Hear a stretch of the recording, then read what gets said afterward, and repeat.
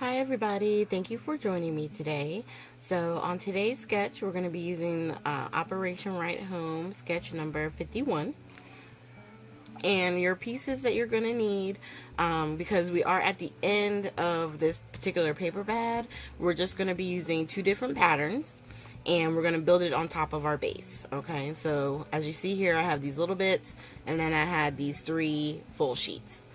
So I'm going to take the more solid of the sheets and cut the 5.5 by 2 inch strip out. Now when I go in here to cut them, I actually wound up cutting it 1/4 inch short on the length. So they wind up being 2 inches by 5 1/4. And so what happened is I didn't realize it, but when I cut my mat piece, it's gonna work out, but it wound up giving it more of a border. And then on these two pattern pieces, we're gonna cut our 3 1/4 by 3 1/4 square pieces. And right here, I was gonna just leave the papers plain, like I said, and then I decided, you know what, let me cut some black paper and create the border or the mats for each one. Since we weren't doing a whole lot, I figured the two borders would work out good. And that's when I was looking at this one, I realized, wait, I cut that short. So I had to like figure it out where I went wrong. And I just decided to go with it. I was like, you know what, it'll work. So if you wanted to keep yours the same length of 5.5, and then just make it width-wise 2 1/4, so then that way you have just a border on the top and the bottom. It would be the same length. You can do it that way. So now I'm just cutting the last square for the mat, and on the square one, since it's 3 1/4 by 3 1/4, I just took it to 3 3/8 and did it 3 3/8. So that way we get a perfect square. And then here are two cards. Instead of doing top folding, I turned them on the sides. And we're going to go ahead and start putting this together. So like once again, my strip is at 5 1/4 by 2. And then my base is 5 1/2 by 2 1/8. No, I did 2 1/4. Sorry, because it's even all the way around, so it couldn't have been 1/8 of an inch. So, and I'm just, like I said, whenever you're doing these, I always find it easy as you go. Keep laying out the pattern. You just want to make sure that everything is turning out the way it's supposed to, especially if you're wanting to stay true to the sketch that you're following. So we're just putting all these together with their mats. And then we're going to go ahead and attach everything. And I already did the sentiment before I started the video, so that way my sentiment circle would be done. So we're going to lay that across, and then in laying it down, because of the matting, it does make that strip a little bit thicker. So we're going to wind up using foam tape and our ATG for putting down the 3 1/4 by 3 1/4 square. And I just had I'm using my mat to really guide me and where I'm putting my papers down, so that way they're straight. And when I did that last one, I almost put it down a little bit further, and if I had, I just would have ran with it. You know, stuff happens. So I don't try to over stress it, but I was able to pick it up enough and still keep any type of mistakes I had covered, so I'm good. So I took this foam tape I have, I cut it down the middle, and on the top of each one I put the half of the strip, and then at the bottom I put a full strip.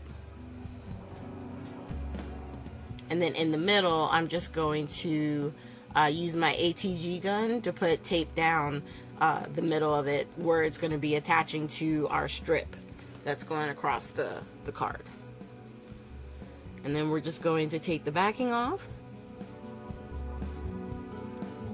And with looking at the sketch, it looks like it's 1/4 inch On this one, I wind up going over a little bit further than a quarter. It's almost like a half an inch.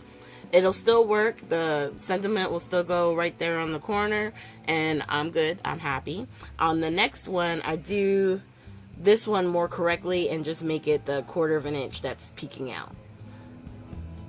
So I'm just trying to, you know, get the backing off. I like using the poker tool, or we call it the everything tool. I like using that to get the backing off on some of the foam tape I use, because it's really sticky. And see, on that one, you can tell the difference. So you get one where it's closer to the edge, and then one where it's more in the middle. So either way you like it, go with it. And then we're just putting the foam tape down on the back of our sentiment, which I made these 2 happy birthday cards. Because sometimes you just need a masculine, or, you know, not all that frou-frou-y type of a birthday card. And it's nice to, you know, keep those on hand. Alright, so now I'm thinking I'm going to use the Nuvo drops. And I'm going to put a hold right here and grab my red one. It was behind something and I couldn't see it. So now that I have the red one, I'm going to go ahead and on both cards, they're going to get the brown Nuvo drop, okay? And that one is the, let me see if I got the name right here, Dark Walnut, okay? And this is the Crystal Drops Gloss. And then the other colors that I'm going to do, they're going to be around the sentiment area, is going to be still the Autumn Red. And the green one is Bottle Green.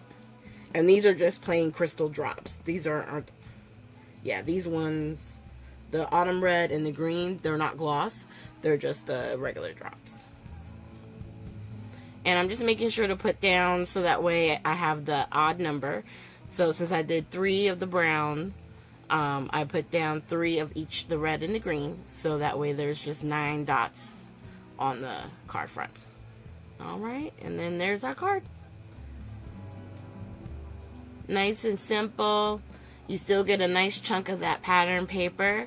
And I did go ahead before the video, I did a box using the Bountiful from Authentique. I just picked a pattern that was subtle but pretty. And I think it goes pretty well with the cards that we've already pre-made.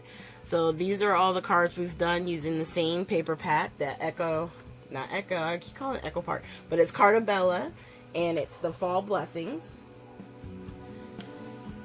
And it works out. And then all I have to do is get a couple of envelopes, and this box is done. I didn't decorate it or anything yet.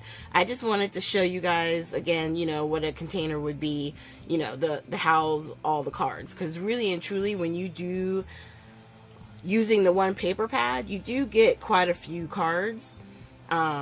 And I have fun doing these on Fridays. It takes the stress off of trying to come up with something, because you're just following the sketch. And if you're someone who's new, starting in card making, sketches can be very beneficial. It teaches you, you know, how to compose your cards, and it takes the stress away. That's the way I look at it. Alright, you guys, thank you so much for joining me. Make sure you hit the like, subscribe, and share button. We will have links coming up here at the end for previous card sketch videos. And I will see you guys with our next video, which will be this Sunday. We're going to be trying something a little bit new. So I will see you guys then. Have a great one.